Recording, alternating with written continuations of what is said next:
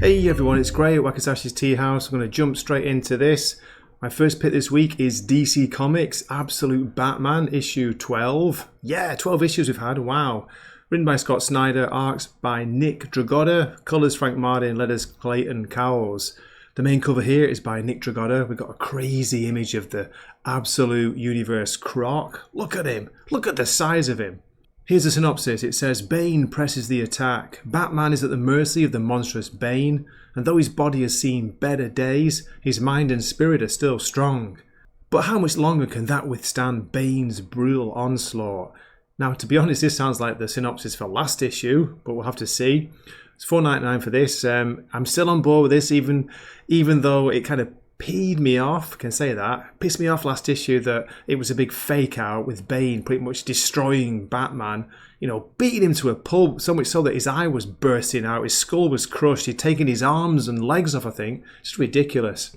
Anyway, got a couple of variant covers here. This one is by Paul Pope. On the right you can see, that's the cover B. Then we got a Dennis Cowan cover C variant. Look at that, it's a pretty awesome image, isn't it? And one more. Steven Subic, a glow-in-the-dark variant. I like it, but I'm not sure that looks like Bruce Wayne. The face is meant to be him, isn't it?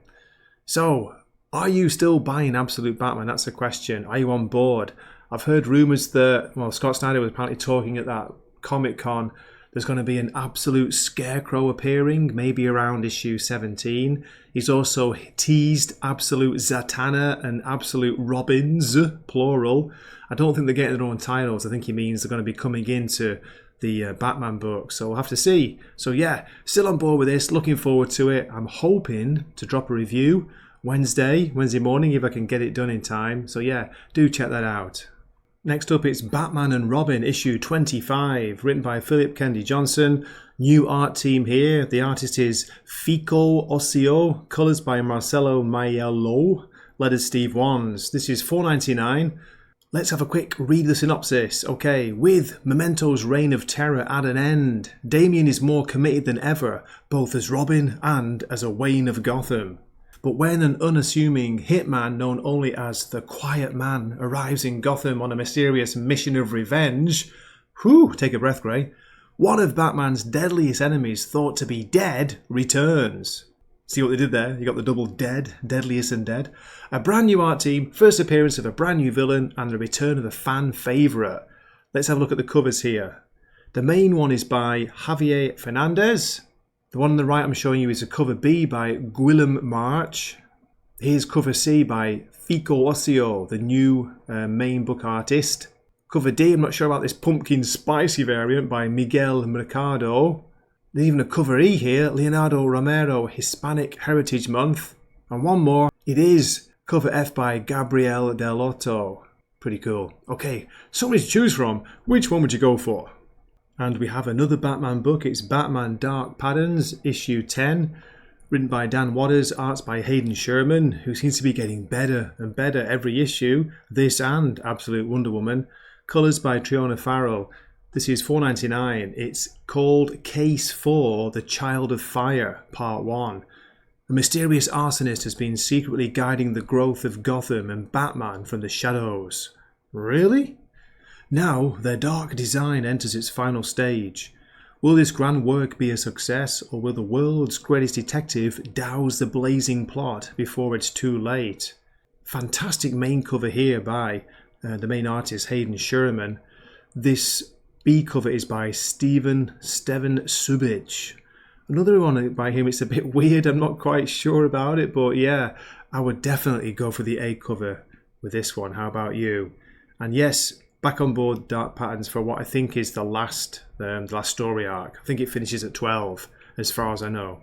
Still with DC Comics, we have Superman the Kryptonite Spectrum, Book 2 as it's called, not Issue 2. It's Black Label this, $5.99 by the way.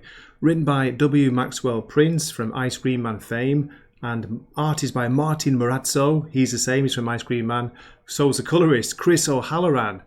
And this cover here, the main cover is by Martin Morazzo. Pretty cool. Okay, it says here, Soupzilla, whatever that means. Sayonara, sucker.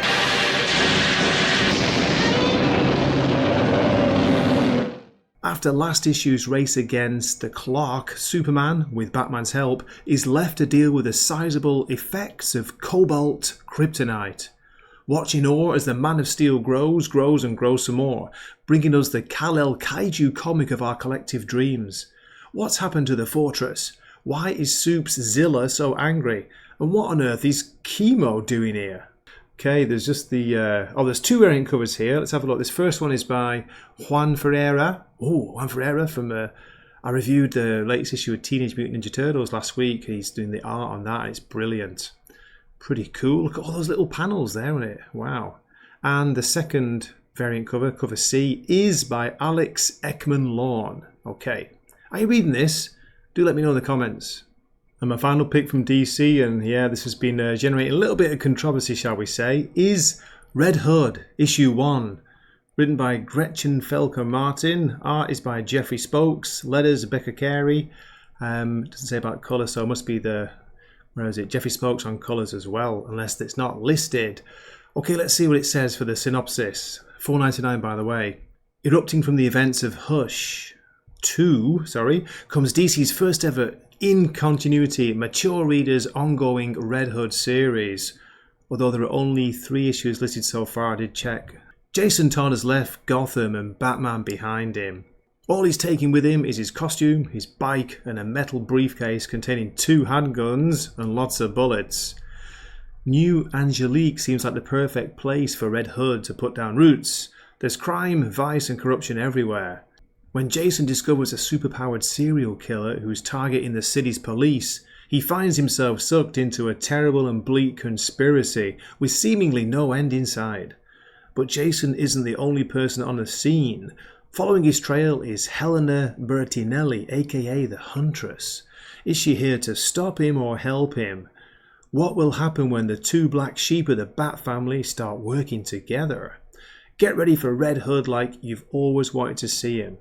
So, you know what I'm like, I'm always very fair. I'm going to give a comic a chance. I like the character, so let's see what it's like. Anyway, there are a lot of variant covers. Should we have a quick scroll through? The one I'm showing on the right here is the Jim Lee variant. Then we've got a Jay Lee variant, which is pretty awesome. I do like that. Huntress is on it. A Brian Bolland variant. Oh my goodness. It's a close-up of Jason Todd. There's Red Hood, his new costume. Very detailed, very Brian Bolland style. Then we've got a Gabriel Delotto Gotham variant. He's been doing a lot of covers, hasn't he? Variant covers. Also a Q Young Yum foil virgin variant. That's cover F. I think that might be all the open order ones. Oh, and there's a blank variant. Yeah, that's the last one of the open order. There are a couple of incentives too. So, do let me know if you're going to pick this up despite what you might have heard. Yeah, I'm curious. I've got to say I'm curious about it. Are you an assassin? I'm a soldier. Okay, moving on to Marvel. I've only got one pick this week. It is The Punisher Red Band issue 1. That's right, we've got a new Punisher series. It actually features Frank Castle and he's got the skull logo back. Writer is Benjamin Percy. The artist is Julius Ota. Colours by Yen Nitro and letters Corey Petit. This is $4.99. It says poly-bagged because it's Red Band, I guess. Frank is back. Reload, true believers. Frank Castle is back with no memories, a full clip and a thirst for wrathful vengeance. His violent search for answers could only be chronicled in a Red Band series. Bullets will fly, blood will flow, and the citizens and criminals of New York City alike will fear the name The Punisher. The main cover here is by Marco Cicchetto, and there are 4 variants. Let's just go through them pretty quickly. The first one is by Eric M. Gist. Looks like Liam Neeson there. Look at that. Look at his face. We've got a Frank Miller variant, which shows the skull logo with lots of blood and some, I guess, dead bodies surrounding it. It's hard to see though. It's pretty cool though. I quite like it. And there's a logo foil virgin variant. Very basic. Just the skull logo. And we also have a Pascal Garcin variant, which is, it's got the skull in it, but it's got loads and loads of detail, like a really cool collage in the background. Do like this. So, what are your thoughts on Punisher Red Band? Are you interested? Is it ironic that Marvel have finally realised that they made a huge mistake by moving away from Frank Castle, moving away from the classic logo, you know? Anyone remember that temporary new Punisher? No, I don't. So that's it for Marvel. Moving on to indies very quickly. 2 large gins, 2 pints of cider. I've seen the cider. Right then, from Image Comics and Skybound, we have Transformers issue 24. That's right, folks, it's the final issue of Daniel Warren Johnson's run as writer. Arts by Jorge Corona, colours Mike Spicer, $3.99 for this. Main cover on the left is by Daniel Warren Johnson, and the B cover is by Jorge Corona. So, all it says for this is Optimus Prime versus Megatron. This is it. And the new era of Transformers begins with the most shocking ending to any comic book this year. That's right, we're getting a new creative team from next issue, from issue 25. It's Robert Kirkman as far as I know. I'm not quite sure who the artist is. I'm going to have a quick look now, just bear with me. Scrolling ahead. Robert Kirkman with art by Jorge Corona and Dan Murrah are both listed. Alright, interesting. Cool. So, have you been reading this?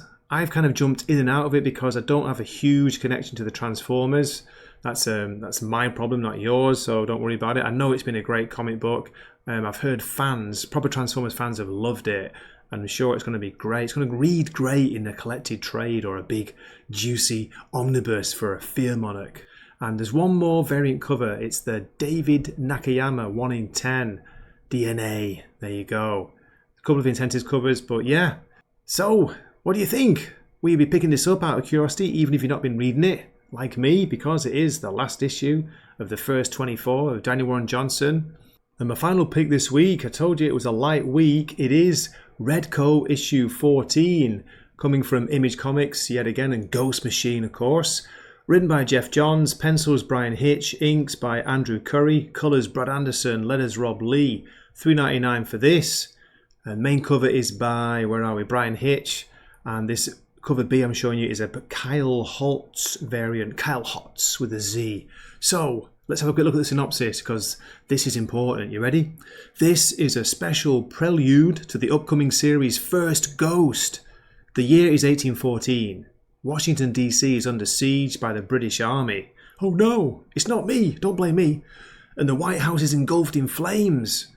Amid the chaos of war, immortal British soldier Simon Pure witnesses history burning before his eyes and comes face to face with the man responsible for lighting the match.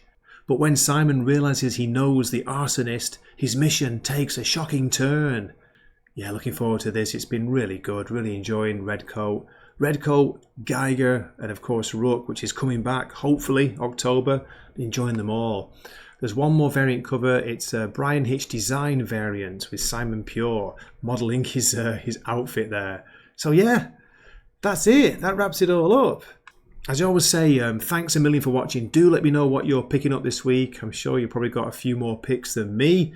It's a light week for me, which I'm happy about. But yeah, as I say, I hope to have a review of Absolute Batman. I might do one more review if I've got time. Not sure what it's going to be yet. We'll see. But yeah, if you've got any requests, do let me know in the comments. This has been Gray from Wakazashi's Tea House, signing off for the night. Madane.